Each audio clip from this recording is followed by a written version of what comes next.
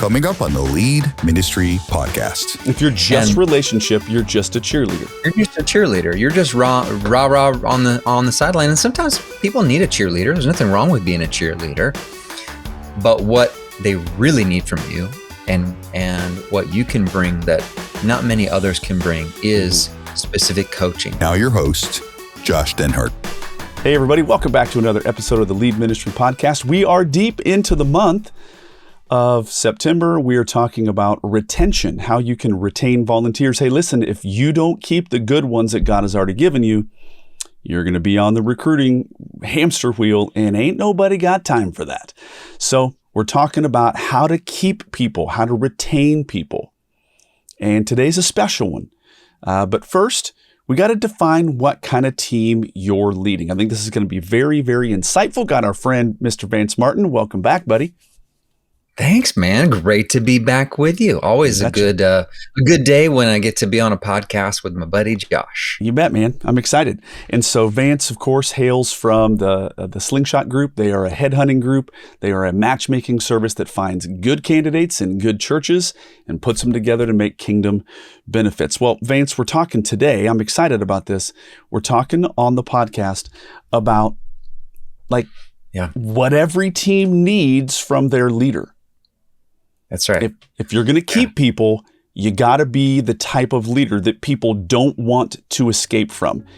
We don't want people to be like rats running from a sinking ship, my friend.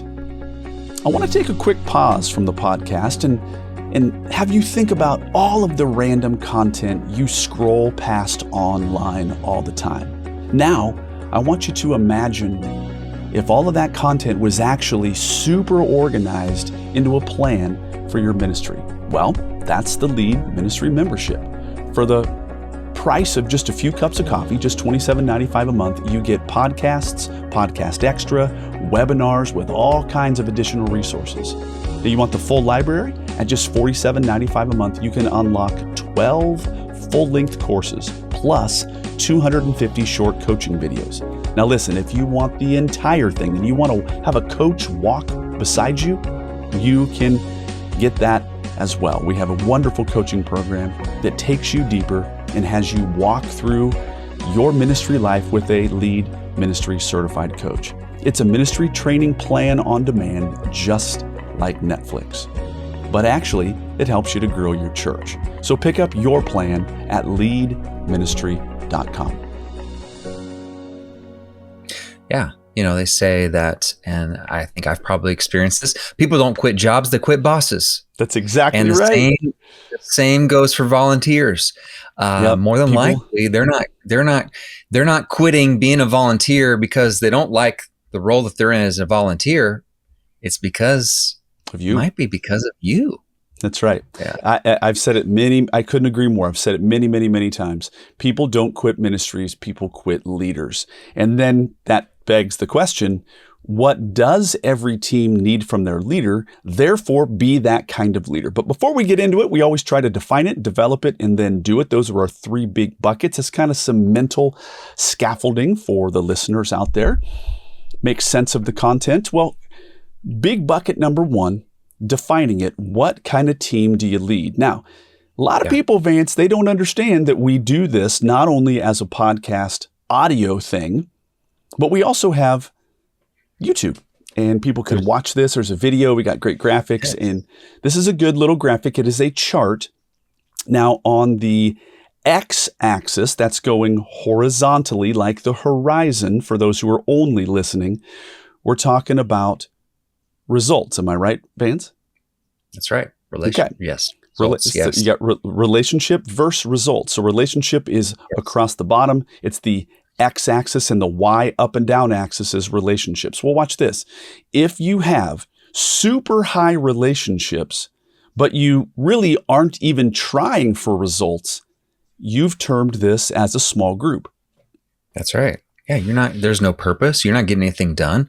So that team, and ultimately the goal, if you really, all of these things that what a team needs from you, you could distill this down into really one of these two categories. It's relationships and results. That's right. And so if you really are just focusing on relationships and I'm going to be everybody's buddy, everybody's friend, but we're not focusing on the mission that's at hand, well, that's not a functioning team, a functioning culture.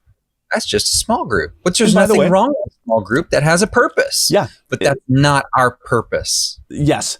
I host a small group at my very own living room every single week, but we aren't looking to like strategize church leadership. What we're doing is seeking to better one another through relationship. And so I get that, a small group.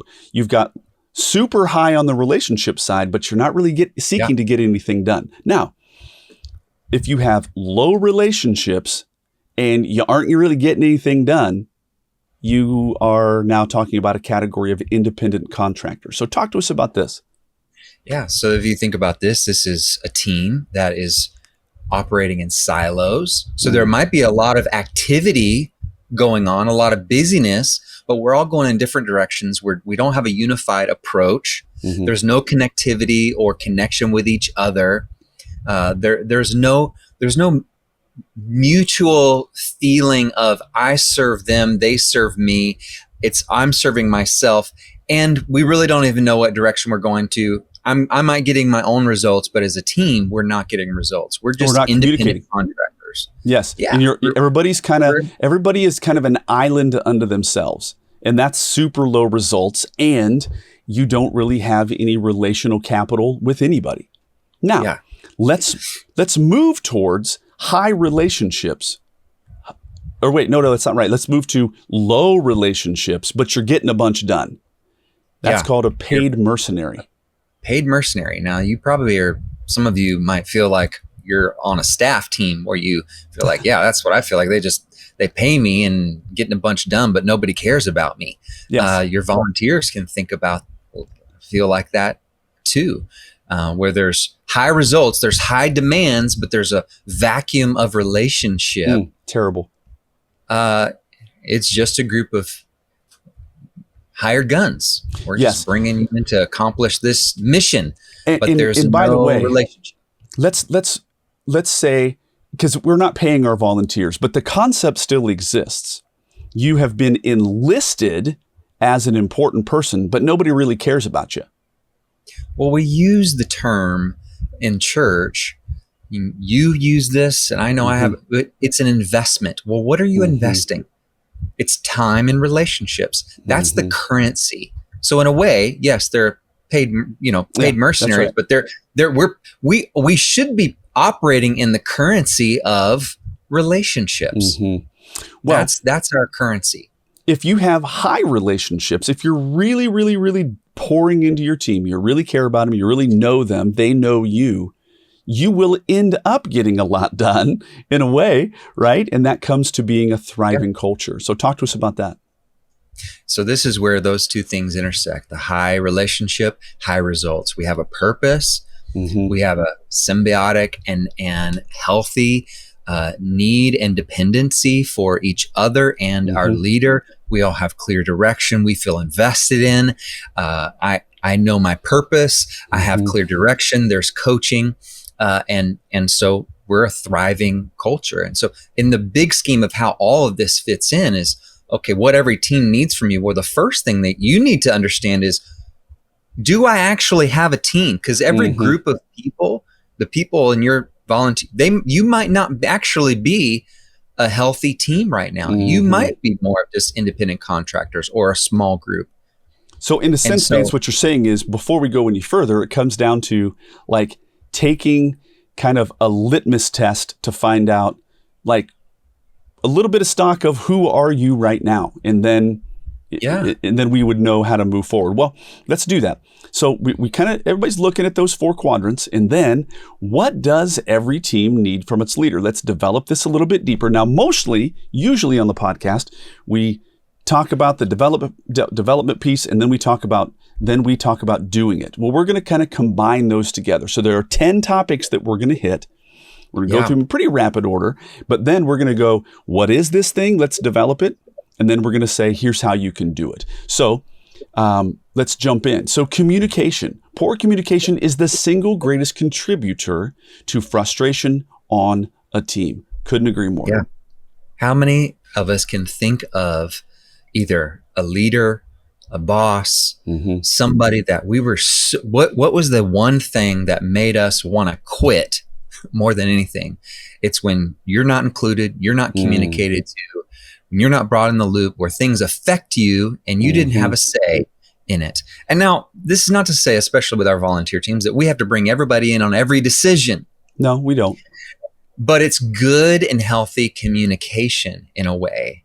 And communication is, here's where often as leaders in ministry, often we will communicate well to them.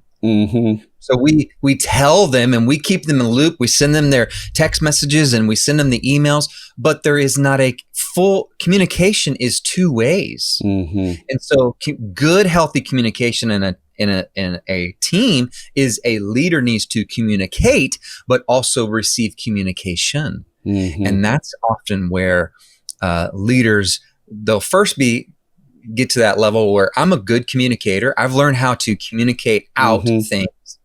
But the next level to really hitting our stride is now where I'm able to receive, and I have avenues where communication can come back, where I'm hearing where are their problems, where are things going well, what's an issue, what's going on in people's lives. So having that communication both ways is the way what your team needs from you. Yeah, because what it isn't, is just dates and figures and facts that you're putting on Facebook. You put a Facebook message group, you're texting them, you're telling them on an email. That is just details for when they're going to be serving. And what we're saying is communication in this thriving culture, this thriving team is about our lives, is about their ups and downs. And so that's a great word. So communication, and I think everybody out there, the main pain point of most people on staff, it's like, I didn't get included. They don't really know me. I feel anonymous. That's a big, big, big pain point. Okay, let's hit number 2, Vance. Community. Go back. One quote from John Maxwell. He said that communication is the gift of leadership. Communication is the gift of leadership. It's this idea that if I want to lead someone well, I'm going to give them the opportunity, the gift, the honor to communicate with them well. That is the gift of leadership. It's the conduit in which we move things forward. Any relationship, if you ask any couple that's been married for 50 years, bar none, you'll say, how did you survive 50 years of marriage? The number one thing they will say is what? Communication. Good communication. How to talk to each other, how to respond to each other's feelings, needs, wants, desires. The same goes for our teams and those that we lead. That's exactly right. Well, number 2 goes hand in hand. It's kind of a root word. We have communication, but we also have community. So belonging is the foundation of resilience. Now, that's an interesting way to put that. Belonging is the foundation of resilience. Help unpack that for us. So a lot of people will begin to serve on a team initially because they're responding to, they want to be a contributor. For sure. But the thing that keeps people there, how you truly retain people, is you help them build bonds where now they're not just in the foxhole on their own, but they're in this foxhole because I'm next to Susie, and no matter how hard this thing gets, I can withstand it, and I'm going to push through, and I'm going to enjoy this even because I've got Susie next to me. We're in it together. We're in this together. Yes. So now, belonging and that connection, that is the foundation of resilience. We can withstand. In other words, resilience, withstand when things get hard. You're not just going to bail. That's right. And this is one of the key foundations of the lead volunteers. The retention strategy is like, relationships at work, relationships at in with other volunteers. Why? Because I've known people who've had terrible jobs. I'm like, why are you staying? And you're like, well, I love my team. That's a big piece. Another important piece to this resilience piece was a strategy that I had a long time ago, that I would recruit friends. I would be like, hey, Jen and Jane. Jen and Jane are like two peas in a pod. They have the same kids that are same age. They're doing all these things. I said, hey, you know what? I bet you girls, with the crazy busy lives you have, you don't get enough time with each other. They're like, oh, I wish we had more time. I said, well, what would it look like if you served together in this particular role? You'd be side by side. You would probably need to communicate during the week about what's going on. And they're like, oh my word, that could actually be good. So I actually recruited at times to put two people that really like each other together in a small group or as a team. Yes. And I think there's also, to move to the, okay, how do we do this? I think there's that's a great way to do it. I think there was also some low-hanging fruit in doing simple community building events where as a volunteer team, we're just going to go meet at the lake. Come bring your families. We're going to hang out. You don't have to plan anything. You don't have to program anything. We're going to meet at this park. We're going to, just have opportunities for people to connect. Because what we have to do is the place for them to connect is not on Sunday mornings. No, they're going to have some interaction, but we can't be dependent on Sunday morning to be the place where they build these relationships. I agree. So if we want to be strategic, we want to outsource to connect with each other, to build those relationships. Well, the interesting thing is that we did this, and our activity, Vance, wasn't a super heavy duty programmed. It was barefoot kickball in the backyard. It was barefoot kickball. Yeah. And we had, basic food. But it was, and I'm telling you, as we close this one, when my daughter was 12 at the time, when we decided to quit working at the church to do what I'm doing now, my daughter cried. And she said, this means that we're not going to have these opportunities at Miss Amy's house. So it wasn't a work thing. It was almost something that everybody just kind of loved. And so community is big. But now we come to number 3, change. Change begins with seeing a better future. And so all of these tie together, don't they? Communication, listening for problems, having community where people are kind of like, we're in this together. But then when you learn about problems, you got to bring about change. Yeah, there's, I think when you're at a place and in a ministry for a long period of time, often what happens is you'll work out all the problems and you've got systems and everything is good and you feel like, well, now it's set. Well, I would argue that we should be in a constant mode of evaluating and seeing how can we make this better.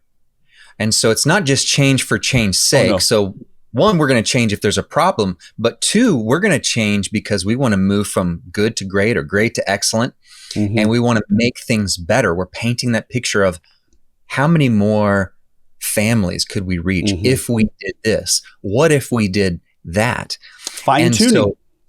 Yeah, it's making it better. And we're talking about too, evaluating, and we'll get into a podcast of an evaluation process, but thinking about okay, our volunteers, where are the things that are sticking points for them? How could we make their process easier? How could we remove roadblocks? And so you are a change agent that is streamlining, constantly making everybody's quality of life better or better impact. Okay. Now, this is super important.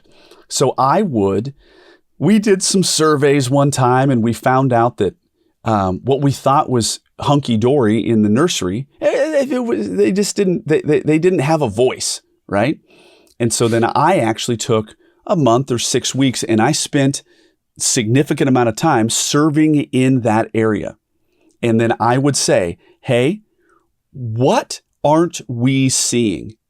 What aren't we seeing? What am I not seeing? And then all of a sudden, and I said, hey, listen, before I ask you, I'm getting ready to ask you a question, but before I ask it, I want what first comes to your mind. I don't want you to think. I want your quickest reaction. And I said, what are we doing that's driving you crazy? And then they kind of had this flash. And I said, no, that's the one that I want right there. Say that. And then they would say, why do we do the green card and the yellow card? That's a colossal waste of time. And I could see a little angst in them. And I was like, interesting. Well, it's kind of something that we've just done for a long time. Tell me why that's driving you crazy. And so then through communication and through community, I heard from them what was rubbing them wrong, which then brought about, that's a great idea. Let's crush both the green card and the yellow card. Yes. That's dumb. And everybody's like, wow, he knows me. He is making changes to make this job easier. Yes. There's a great loop here. So that's a great piece. I would say the do it part of this is exactly what you just did. It's ask questions. Mm-hmm. How do you do this? It starts with asking questions. Now, you ask questions, and if you respond with the answer defensively take it personally, you will never get another answer that is honest or real ever. Bad news. And so it's disconnecting. You are not your ministry. It is not as good. It's not as good as you think it is, and it's probably not as bad as you think it is. Both the truth is somewhere in the middle. Yes. But ask the questions, but disconnect it from you personally. This is not an attack on you personally. Mm-mm. Ask them how it's affecting them. Exactly what you did. Ask good, probing questions. Tell me more. That will lead you to what needs to change. Yes. I always ask tell me more. Okay. Another thing I say is, I know we're driving you crazy. How are we driving you crazy? Are we driving you crazy? It's not a yes or no. There is something that is a rub to them. All right. Number 4 says feedback. Doing some coaching, right? Number 4 is coaching. Feedback fuels growth. Tell us more. Yeah. So this is, there's a difference. And I've had a leader that I loved, and this is where those relationship and results or those come. If you are just relationship, you're not a coach, you're a cheerleader. If you're just relationship, you're just a cheerleader. You're just a cheerleader. You're just rah on the sideline. And sometimes people need a cheerleader. There's nothing wrong with being a cheerleader. But what they really need from you and what you can bring that not many others can bring is specific coaching. Hey, here's what you did really well, but here's how we could do that even better. Or even just asking, how do you feel like that went when you presented that, when you interacted with that? That is the biggest question. Getting them to be self-reflective. Yes. How did you feel that went? And I'm not leading. I'm not like a lawyer who's trying to bait them into a trap, but I want them to begin to put on the leadership lenses and go, wow, how did that go? How did the flow of traffic go? How did my teaching go? But yes, you want to be a coach, not just a cheerleader. Yeah, you got to provide those places where you're giving that feedback. And often we don't want to do this because it's uncomfortable. We feel like people, we don't want to hurt people's feelings. But at some point, this is what God has entrusted you to this. You are a steward of it. And part of being a good steward of this ministry and these people is helping them grow and get better. And if you don't do it, God will find someone who will. That's right. Or that person is going to be like, I'm not growing as an individual. This isn't worth it to me. I'm out. And you're going to lose them as a volunteer. Now, an interesting thing, Vance, you talked about being a coach, but you can't coach without the number one thing that you first brought up, which is communication and also community. If you don't have a relationship with these people, coaching comes as extraordinarily punitive and a flick in the beak. Nobody wants their beak flicked, Vance. Everybody wants a friend to come alongside and go, hey, you are killing it. A 2-degree tweak. Can I give you an idea? Well, to be a coach, you have to be present. Yeah, there you go. if you aren't there to see it, witness it, then you can't bring the coaching. It's presence. You got to be present. That's right. It is presence. I had an old youth pastor turned executive pastor in this is an old Young Life thing. Do you remember Young Life back in the day? Young Life's still around. Yeah, man. Yeah. And so the Young Life phrase was you must earn the right to be heard. That's right. You got to earn the right to be heard. And if you were going to coach or speak into somebody's world about how they can even get better results, you got to earn that right through relationship, through listening, through being present, through watching. That's a good one. Well, let's move on to number 5. It is care. You know their world. Knowing their world leads to their work. Tell us more. Yeah, know their world to lead their work. So this is kind of back to what we were just saying. I mean, if you are not making those investments, you can't give them the direction that they need. So to me, here's what I think sometimes. Everybody knows we should care. And so often what that means is it's not an actual checklist, but often it's just, well, I probably should stop by the nursery and have this conversation so they know that I care. And there is a big difference in what I would call that's a prosthetic. And if you need to do that to grease the gears, system, and to get that, then you do that, but people know the difference. And so what we're talking about here is not just functionally, I know this is part of my job that I should, pastor these people and speak into them and have a conversation. Sure. Actually caring about the people that are under and the you. pain points and the pain points of their world. That's going to help you lead them in their work. I think there's 2 pieces to this, right? There's knowing their personal world and knowing their kids' names. I remember years ago, I had a senior pastor. I was pulling major load. And my daughter came to me one time and she goes, "Dad, I don't think the senior pastor knows my name or our siblings' names. And you're a major part of this ministry." That's hurtful. Yes. And so to not know the spouse's name, to not know the kid's name, do a real quick gut check. So that's the personal side. Do you know what the hardest thing is in their world? That's a caring piece. But then that's the personal. Now let's go to this kind of professional side. Do I know what's gumming them up in their work? Do I know what is the biggest challenge for them? And am I aware of those things? It's aware personally, but it's also aware professionally. Yeah, it's the ticket to admission. Yes. You want to come. The ticket is you got to know them, and you got to care about them. I think the do it thing here is, how often do you pray for the people that God has entrusted to you? Yeah, I found that even the people, because I have people on my team, and there are people that I just naturally love and care for because there's this. There's this chemistry and it flows. Then there's other people that I directly lead that you got to work at it a little bit, but I got to work at it. I got to try it. I love them, but do I truly care about them? And so I found that praying for that person and saying, "God, let me see them as you see them." We are not saying that you have to be best friends with everyone. I agree. That is not what we're saying here. But you, to be the shepherd, to actually care for the sheep that God has entrusted to you. People will pick up on that, and they won't want to leave that. Right. They will not. You will retain them through this type of care. It can't be mechanical. It has to be authentic. Yeah. Now, people can smell all that. you can muster is mechanical. Then you do that at least.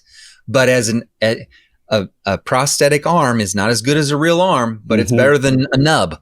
And so if all you can muster is a mechanical arm, you do that until you have a real arm. That's right, until you grow into it. Well, Vance, this is fantastic. Let's listen. This is so rich. Let's push pause. Let's call it here. and we will come back. So far we have 5 of 10. We're talking about what does your team need? It needs communication. Your team needs community. Your team needs a leader who's willing to execute change and get into the mix and understand the granular things. You need to be in such a relationship that you've earned the right to give feedback and to do some coaching. But also, above all, you need to care for your people. Well, this is good stuff, man. Let's push pause on this. We'll put a pin in this, and we will come back. I get everybody's on with bated breath now. They're like, wait, we want the other 5. Well, you're going to have to wait until next week. Well, gang, this has been fun with Vance Martin, Josh Denhart doing the Lead Ministry podcast. We will bring to you next week the next 5 things that every team needs from their leader. We'll catch you guys on the next one. And that's a wrap for today's episode of Lead Ministry Podcast. Don't forget to subscribe and leave us a review. Make sure to follow us on Facebook and Instagram, and visit leadvolunteers.com for more episodes and resources. Thanks for listening.